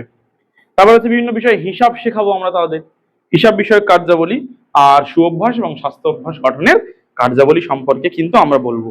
তাহলে এই যে ধরনের শিক্ষা বললাম, এটা হচ্ছে আমার প্রাক প্রাথমিক শিক্ষা। এর জন্য কোন কোন স্কুলের কথা বলা হয়েছে, ক্রেস রয়েছে, মন্তেশ্বরী যে সমস্ত বিদ্যালয় রয়েছে, কিন্ডার গার্ডেন, নার্সারি স্কুল, তারপর হচ্ছে প্রাক বুনিয়াদী যে সমস্ত স্কুল, এইগুলো কিন্তু তারা প্রাক প্রাথমিক শিক্ষাটা পুরোপুরি পরিচালনা করবে। ঠিক আছে, এটা পজ করো। এবার আমরা আলোচনা করে নেব আমাদের যে প্রাথমিক শিক্ষা স্তর রয়েছে বা প্রাইমারি এডুকেশনের যে লেভেল রয়েছে সেই সম্পর্কে আমরা আলোচনা করবো। দেখো, প্রাইমারি শিক্ষার যে লক্ষ্যের কথা তারা বলছে বা প্রাইমারি শিক্ষার যে কাঠামোর কথা তারা বলছে, তারা কি বলছে, প্রাইমারি শিক্ষার কাঠামোর ক্ষেত্রে আমরা দেখেছি দুটো প্রাইমারি রয়েছে, একটা নিম্ন প্রাইমারি, একটা উচ্চ বা নিম্ন প্রাথমিক, উচ্চ প্রাথমিক, এই দুটো স্তর রয়েছে। সেখানে আমরা দেখবো প্রথম থেকে চতুর্থ অথবা পঞ্চম শ্রেণী পর্যন্ত একটা স্তর, সেটা নিম্ন প্রাথমিক, আর উচ্চ প্রাথমিকটা হচ্ছে ক্লাস 5 অথবা 6 থেকে 8 পর্যন্ত, এটা হচ্ছে উচ্চ প্রাথমিক স্তর। এই প্রাইমারি শিক্ষার উদ্দেশ্য কি কি রয়েছে? দেখো, প্রথমত হচ্ছে স্বাস্থ্যাভ্যাস যেটা আছে সেটা গড়ে তোলা, তারপর সামাজিক যে চেতনা রয়েছে, সামাজিক চেতনা গড়ে তোলা, শিশুর মধ্যে সামাজিক আচরণ কেমন হবে তার মধ্যে এই চেতনার বিকাশগুলো ঘটানো। তারপর তার মধ্যে প্রক্ষোভ রয়েছে, সেই প্রক্ষোভগুলোর নিয়ন্ত্রণ, কৌতূহল প্রবণতা তার হচ্ছে উন্মেষ সাধন, সৃজনশীল ক্ষমতা তাদের মধ্যে যা রয়েছে সেগুলোর বিকাশ সাধন করা এবং ভাষামূলক ক্ষমতার বিকাশ সাধন করা কিন্তু এখানে আমরা দেখবো। এইবার এই প্রাইমারি শিক্ষা নিশ্চিত তোমরা চারটা দেখতে পাচ্ছ, সেখানে আমি এগুলো রাখার চেষ্টা করেছি। তারপর প্রাথমিক শিক্ষার যে পাঠ্যক্রম রয়েছে সেগুলো কি থাকবে? প্রথমত পঠন পাঠনমূলক যে বিষয়গুলো সেগুলোর মধ্যে থাকবে মাতৃভাষা, তারপর থাকবে ইংরেজি থাকবে, মানে দুটো ভাষার কথা বলা হয়েছে এখানে। তারপরে রয়েছে তোমাদের থাকবে ম্যাথ বা অঙ্ক থাকবে, পরিবেশ পরিস্থিতি থাকবে, ওই পরিবেশ পরিস্থিতির মধ্যেই ইতিহাস, ভূগোল এবং বিজ্ঞান থাকবে। তৎকালীন সময় যদিও তিনটে আলাদা আলাদা বই ছিল, এখন কিন্তু সেগুলোর টোটাল একটা আমাদের পরিবেশ বলে একটা বই নিয়ে আসা হয়েছে, তোমরা নিশ্চয়ই দেখেছো। এইটা হচ্ছে কিন্তু পঠন পাঠনমূলক বিষয়ের মধ্যে থাকবে। এবার আমরা চলে যাবো ওখানে প্রত্যক্ষ কি কি কার্যাবলী রয়েছে। শ্রেণীকক্ষ পরিষ্কার পরিচ্ছন্ন রাখা, বিভিন্ন উৎসব পালন করা, সমাজ সেবামূলক কাজ করা, বিভিন্ন গ্রামোন্নয়নমূলক কর্মসূচি অনুসরণ করা, বৃক্ষরোপণ কর্মসূচি, বিভিন্ন দিবসে প্ল্যাকার্ড নিয়ে তারা আমরা বাইরে বেরোই যাতে তারা প্রত্যক্ষ করতে পারে সেগুলো। খেলাধুলা শরীরচর্চামূলক কি কি থাকবে? সাধারণ বিভিন্ন খেলা থাকবে, ছড়ার মাধ্যমে বিভিন্ন খেলা থাকবে, আর বিভিন্ন ধরনের অন্য ধরনের যে খেলা রয়েছে সেগুলোও থাকবে, কিন্তু মেন্টাল গেম যেগুলো সেগুলোও থাকবে। তারপরে আমরা দেখতে পাচ্ছি সৃজনাত্মক কার্যাবলী কি কি, ছবি আঁকা, কাগজের কাজ, বিভিন্ন মডেল তৈরি করা, মাটির জিনিস তৈরি করা, এগুলো কিন্তু আমরা তাদের সেগুলো পাঠ্যক্রমের অন্তর্ভুক্ত করব। এইটা হচ্ছে আমাদের কিন্তু প্রাইমারি লেভেলের পাঠ্যক্রম।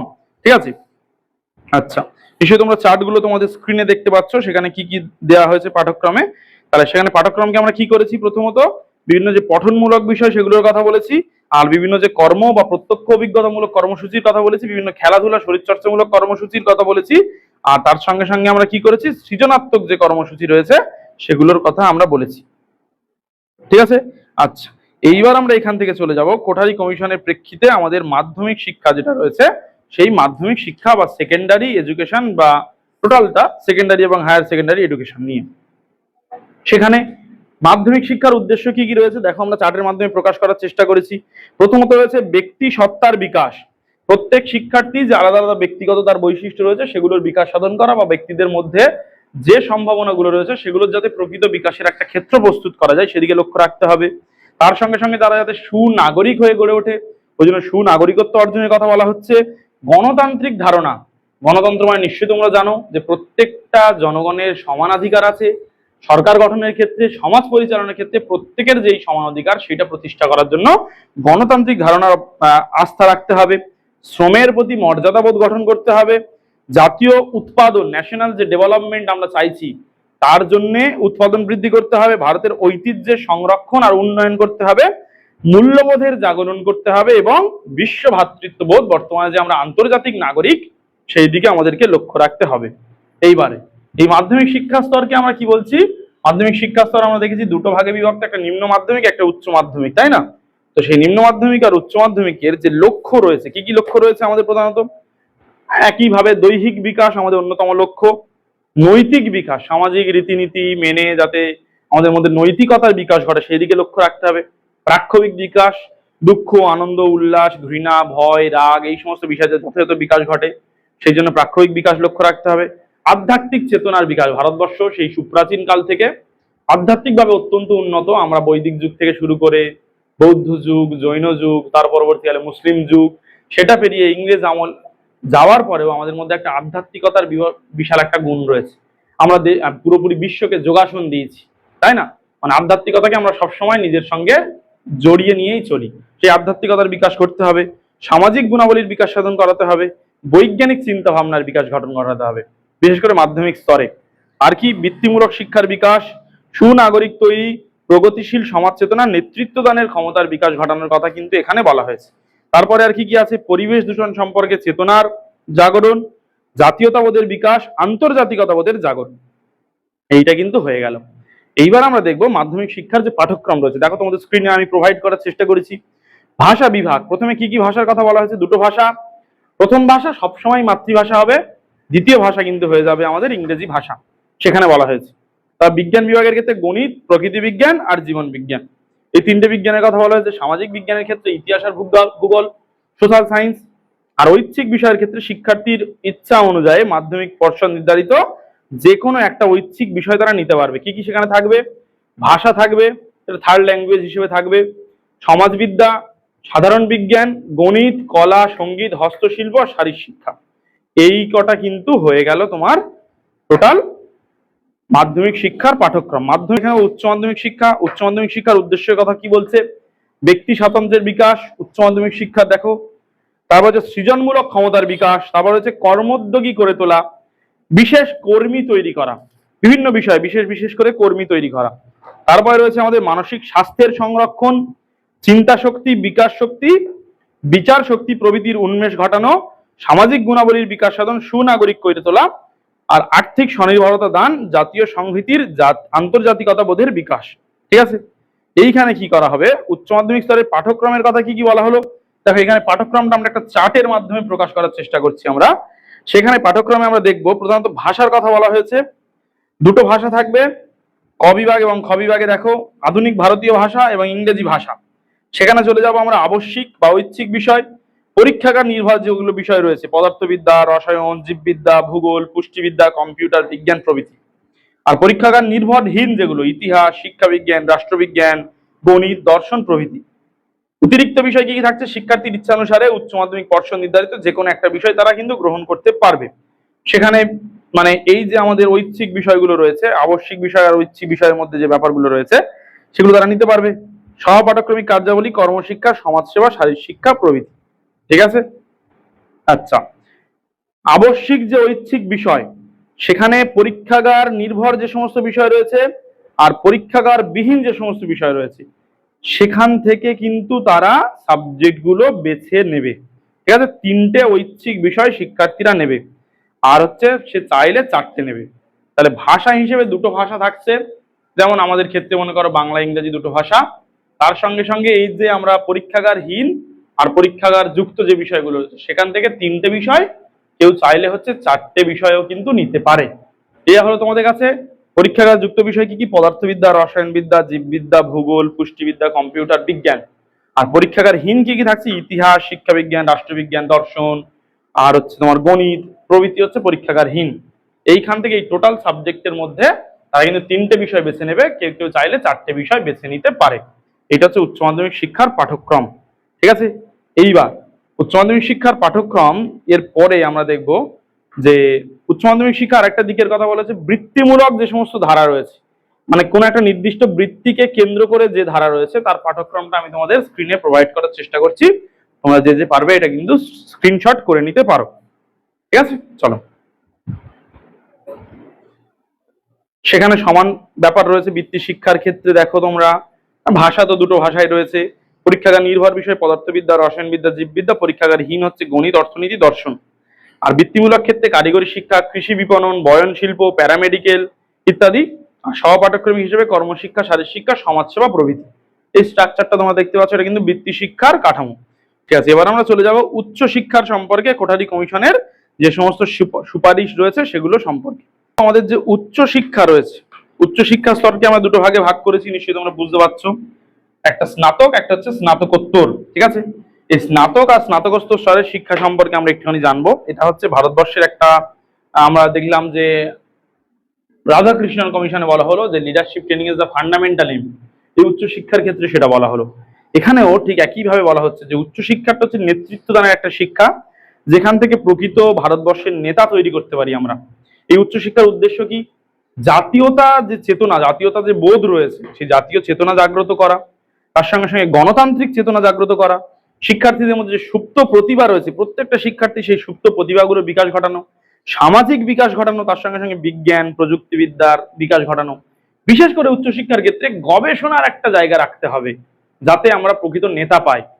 তাছাড়াও কি বয়স্ক শিক্ষা সম্প্রসারণ, আন্তর্জাতিকতা বোধ গঠন করা।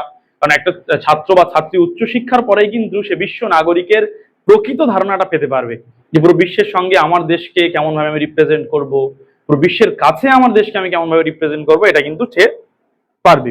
বিশ্ববিদ্যালয়ে যে দায়িত্ব রয়েছে সেগুলো, উচ্চশিক্ষার বিভিন্ন যে কেন্দ্র রয়েছে সেগুলো সম্পর্কে প্রকৃত ধারণা দেওয়া ছেলে মেয়েদের, এটা হচ্ছে উচ্চশিক্ষার লক্ষ্য। আচ্ছা, এই উচ্চশিক্ষার লক্ষ্যগুলো রূপায়ণের জন্য কি কি ইনিশিয়েটিভ তারা নিয়েছে? বিশ্ববিদ্যালয়গুলোর বিভিন্ন দায়িত্ব ভাগ করে দিয়েছে, শিক্ষা পরিকল্পনা গ্রহণ করেছে, প্রধান প্রধান বিশ্ববিদ্যালয়গুলো নির্দিষ্ট করেছে, আদর্শ পাঠাগার এবং গ্রন্থাগার তৈরির ব্যবস্থা করার কথা তারা সুপারিশ করেছে, মৌলিক যে সমস্ত চিন্তা রয়েছে সেগুলোর বিকাশ সাধনের ক্ষেত্রে গবেষণার ব্যবস্থা করার কথা বলেছে, কৃষি, ইঞ্জিনিয়ারিং, চিত্রকলা ইত্যাদির বিকাশের জন্য ক্ষেত্র স্থাপনের কথা বলেছে, বিশ্ববিদ্যালয়ে ভর্তির জন্য যে নির্দিষ্ট একটা পুরো দেশব্যাপী নির্দিষ্ট একটা প্রথা বা নির্দিষ্ট একটা কাঠামো তৈরি করার কথা বলা হয়েছে, এবং পরিচালনার জন্য ইউজিসি কে আরো বেশি করে নেতৃত্ব দেওয়ার কথা এখানে কিন্তু বলা হয়েছে।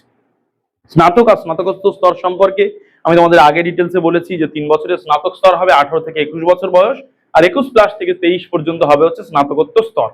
এখানে কি পাঠ্যক্রমের কথা বলা হচ্ছে? স্নাতক স্তরের পাঠ্যক্রমের কথা বলা হচ্ছে সাধারণধর্মী পাঠ্যক্রম থাকবে। আচ্ছা, স্নাতক আর হচ্ছে এই সাধারণধর্মী যে পাঠ্যক্রম রয়েছে সেখানে প্রধানত 3টে বিভাগের কথা বলা হয়েছে: মানবিক বিভাগ, বিজ্ঞান বিভাগ আর বাণিজ্য বিভাগ। মানবিক বিভাগ বা যে সমাজ বিজ্ঞানের কথা আমরা বলছি, দর্শন, অর্থশাস্ত্র, রাষ্ট্রবিজ্ঞান, এডুকেশন, হিস্ট্রি, পল সায়েন্স, রাষ্ট্রবিজ্ঞানের কথা তো আমরা বললাম, এই সমস্ত বিষয় রাখার কথা বলা হয়েছে।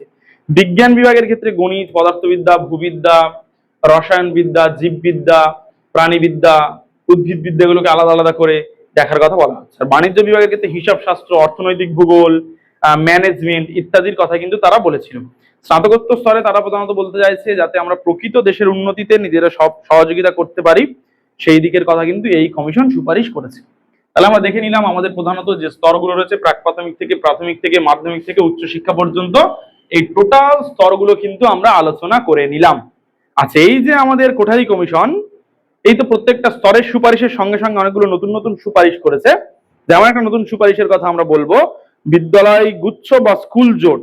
তারা বলছে যে বিশেষ করে উচ্চ প্রাথমিক বিদ্যালয়গুলিকে কেন্দ্র করে 8টা থেকে 10টা যে নিম্ন প্রাথমিক বিদ্যালয় রয়েছে তাদেরকে নিয়ে একটা উচ্চ প্রাথমিক বিদ্যালয়, একটা স্কুল জোট গঠন করা হবে, যেখানে আমরা কি করতে পারবো, বিভিন্ন বিষয় সম্পর্কে নির্দিষ্ট দিন দিন অন্তর মিটিং করে জানতে পারবো কোন স্কুলে কোন কোন বিষয়ে সমস্যা হচ্ছে, বা বিজ্ঞান বিভাগে বা অন্যান্য বিভাগে যে কেমন ভাবে আমরা ছেলে মেয়েদের কাছে সহজে বিষয়গুলো তুলে ধরতে পারি, বা কোনো বিদ্যালয়ে হয়তো আমার বিজ্ঞান বিভাগে একটা দুর্বলতা রয়েছে, ঠিকঠাক ভাবে টিচার নেই, অন্য একটা বিদ্যালয় থেকে কিছুদিনের জন্য সেখানে স্পেশাল শিক্ষক ওই শিক্ষককে নিয়ে এসে ক্লাসগুলো পরিচালনা করা, ছেলে মেয়েদেরকে সুন্দরভাবে সাহায্য করার চেষ্টা করা, বা কোন বিদ্যালয়ে বইপত্রের সমস্যা রয়েছে, বিভিন্ন যে সমস্যা রয়েছে এই 8-10টা বিদ্যালয়ের, সেগুলো নিয়ে আমরা আলোচনা করি। এই ধরনের স্কুল জোট তাদেরকে তারা প্রথম শ্রেণীতে রেখেছিল, প্রথম পর্যায়ের বিদ্যালয় গুচ্ছ। দ্বিতীয় পর্যায়ের বিদ্যালয় গুচ্ছ তারা বলেছিল যে এখানে কি করতে হবে, একটা মাধ্যমিক বিদ্যালয়কে কেন্দ্র করে গঠন করা হবে, যেখানে কেমন ভাবে 15 থেকে 20টা উচ্চ প্রাথমিক এবং নিম্ন প্রাথমিক বিদ্যালয়গুলোকে নিয়ে জোট গঠন করা হবে, যাতে একইভাবে পরস্পর নিজেদের মধ্যে একটা সম্পর্ক রেখে নির্দিষ্ট সময় অন্তর অন্তর নিজেরা বসে আলোচনা করে শিক্ষা ব্যবস্থা বা স্কুল শিক্ষাটাকে পরিচালনা করা হয়। তাহলে স্কুল জোট বা বিদ্যালয় গুচ্ছ সম্পর্কে প্রথম সুপারিশ করে কোন কমিশন? উত্তরটা কিন্তু হয়ে যাবে আমাদের কোঠারি কমিশন। ঠিক আছে। আচ্ছা, এই কমিশন আর কি কি চেয়েছে? বয়স্ক শিক্ষার ক্ষেত্রে তারা বলতে চাইছে যে বয়স্ক শিক্ষার জন্য ধারাবাহিক শিক্ষার ব্যবস্থা করতে হবে, ওপেন এডুকেশনের একটা সুপারিশ তারা করেছে। তার সঙ্গে সঙ্গে তারা বলছে নিরক্ষরতা দূরীকরণের জন্য বিভিন্ন সন্ধ্যাকালীন যে শিক্ষা ব্যবস্থা বা গ্রামে গ্রামে ক্যাম্প করে ছোট ছোট লোকনাট্য লোকনৃত্যের দল তৈরি করে লোকজনদেরকে শিক্ষা সম্পর্কে সচেতন করাতে হবে। তো অন্তত পক্ষে তাদেরকে স্বাক্ষর করে তোলার জন্য বিভিন্ন সময়, সেটা সকালে হতে পারে, সন্ধ্যাকালীন হতে পারে, রাত্রিকালীন বিদ্যালয় স্থাপন করে ছোট ছোট জায়গায় বা পাড়ায় কারোর বাড়িতে বসে বসে নিরক্ষরতা দূরীকরণের একটা চেষ্টা করতে হবে। বয়স্ক শিক্ষা সংগঠনের জন্য প্রশাসন গঠনের কথাও তারা বলেছে। এছাড়া পত্র যোগের মাধ্যমে বিভিন্ন গ্রন্থাগার ব্যবস্থা করে, যে গ্রন্থাগার থাকলে বয়স্ক লোকজনরা সেখানে গিয়ে অন্তত পড়াশোনা করবে, এই সুপারিশ তারা করেছিল। আর বিশ্ববিদ্যালয়ের যে ভূমিকার কথা তারা কিন্তু বলেছে বয়স্ক শিক্ষার ক্ষেত্রে একটা রাখতে হবে। এই শিক্ষা ব্যবস্থা যেটা চাইছে, তারা চাইছে কিন্তু প্রকৃত ধারাবাহিকভাবে একটা শিক্ষা ব্যবস্থা চলুক, তারা প্রধানত চাইছে। নারী শিক্ষার ক্ষেত্রে তারা বলতে চাইছে আগামী কয়েক বছরের মধ্যে, বিগত 10-15 বছরের মধ্যে নারী শিক্ষার উপর অত্যন্ত গুরুত্ব আরোপ করতে হবে।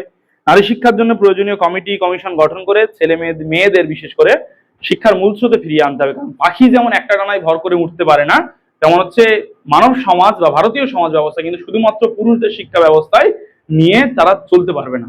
সেজন্য তারা নারী শিক্ষার জন্য অত্যন্ত গভীরভাবে সুপারিশ করেছে। আর এই কমিশনের একটা মোস্ট ইম্পর্টেন্ট সুপারিশ হলো, তারা বলেছে প্রতি 10 বছর অন্তর জাতীয় শিক্ষা নীতি ঘোষণা করতে হবে।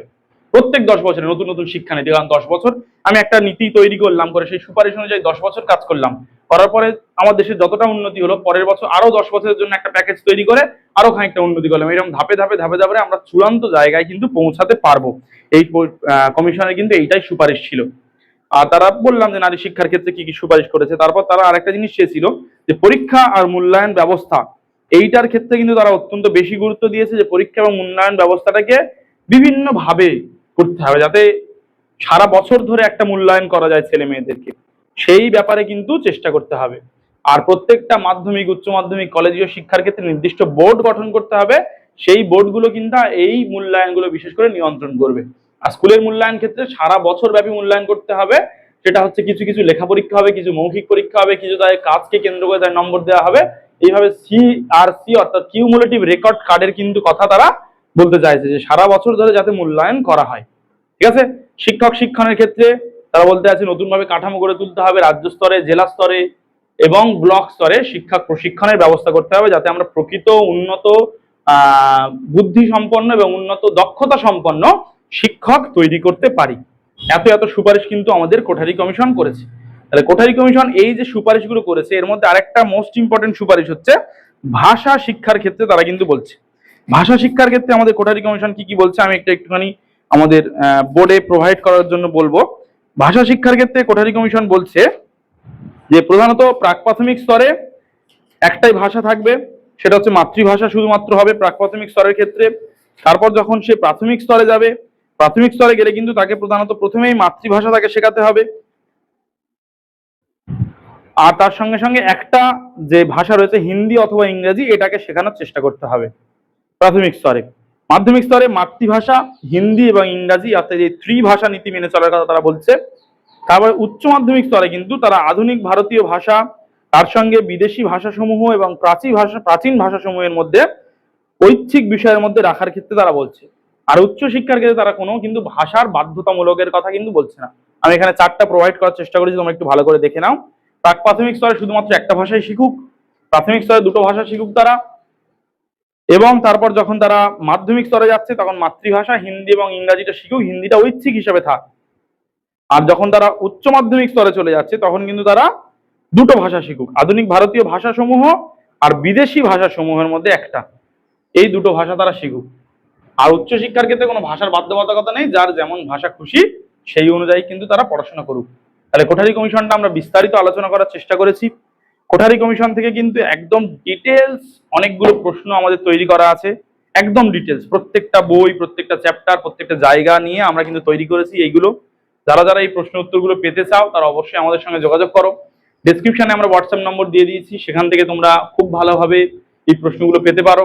এবং এডুকেশন, হিস্ট্রি, পল সায়েন্স এই তিনটে সাবজেক্টেরই গ্রুপে জয়েন করার সঙ্গে আমার জন্য যোগাযোগ করো। গ্রুপে জয়েন করার জন্য তোমাদের কোনো পয়সা দিতে হচ্ছে না, কিন্তু আমাদের একটা ক্র্যাশ কোর্স আমরা চালু করেছি। অনেক ছেলেমেয়ে আমাকে বলেছে যে স্যার আপনি একটু প্রাইভেট আমাদেরকে পড়ান, সেই জন্য আমাদের তো অনেকগুলো অনলাইন ব্যাচেস আছে, তো সেখানে আমরা নতুন একটা ব্যাচ চালু করেছি, যেটা তোমাদের এখন থেকে নিয়ে অর্থাৎ জুন জুলাই নয়, জুলাই এবং অগাস্ট, তার সঙ্গে সেপ্টেম্বরের যে কটা দিন পরীক্ষা হচ্ছে না, 15 তারিখ পর্যন্ত প্রায়, অর্থাৎ এই 2.5 মাস ক্লাস চলবে। তার জন্য সামান্য একটু টাকা আমরা বরাদ্দ করেছি, সেটা প্রথমেই তোমাকে পেমেন্ট করতে হচ্ছে।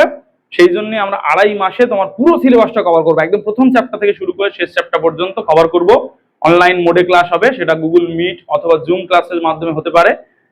আর তোমাদের সেখানে আমি সমস্ত নোটস প্রোভাইড করব, তার সঙ্গে সঙ্গে বিভিন্ন প্র্যাকটিস সেট থাকবে গুগল ফর্মে এবং টেলিগ্রাম চ্যানেলে, এবং আমরা তোমাদের খাতাপত্র পাঠিয়ে দেবো, যেগুলো তোমার বাড়ি থেকে করে আমাদেরকে পাঠাবে, প্রত্যেকটা চেক করে তোমাদের স্কোর আমরা পাঠিয়ে দেবো। পুরো সিলেবাস আমি কভার করব, করে রিভিশনও করিয়ে দেবো অন্তত 2-3টে ক্লাসে। সেইভাবে পুরো প্যাকেজটা তোমাদের থাকছে, একদম আমি দায়িত্ব নিয়ে শেষ করাবো।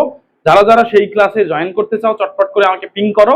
যারা এমনি নর্মাল গ্রুপেও জয়েন করতে চাইছো টুকটাক হেল্প করার জন্য, আপডেটস গুলো পাওয়ার জন্য, তারাও জানাও। আর যারা যারা এই ক্লাসেস গুলো জয়েন করতে চাইছো তারাও অবশ্যই করে জানাও। খুব বেশি সময় নেই, আমি কিন্তু তোমাদের জুনের ফার্স্ট উইকের পরে আর কিন্তু কোনো অ্যাডমিশন নেবো না ওই গ্রুপে, কারণ আমাকে সিলেবাসটা শেষ করতে হবে। দায়িত্ব নিচ্ছি মানে আমি কিন্তু পুরোপুরি দায়িত্বটা পালন করতে হবে। সেই জন্য সবাই খুব ভালো থাকবে, মন দিয়ে পড়াশোনা করবে। পরের ক্লাস আসছে এনইপি 1986, অর্থাৎ জাতীয় শিক্ষানীতি 1986, সেটাও খুব ভালো করে দেখো। ভিডিওটা অনেক অনেক বেশি করে বন্ধু বান্ধবদের শেয়ার করে দাও, যাতে কিনা আমরা সবাই মিলে প্রস্তুতি নিয়ে উচ্চ মাধ্যমিক 3rd সেমিস্টারে খুব ভালো একটা রেজাল্ট করতে পারি। দেখা হচ্ছে পরের ভিডিওতে, ভালো থাকবে, সুস্থ থাকবে, টাটা।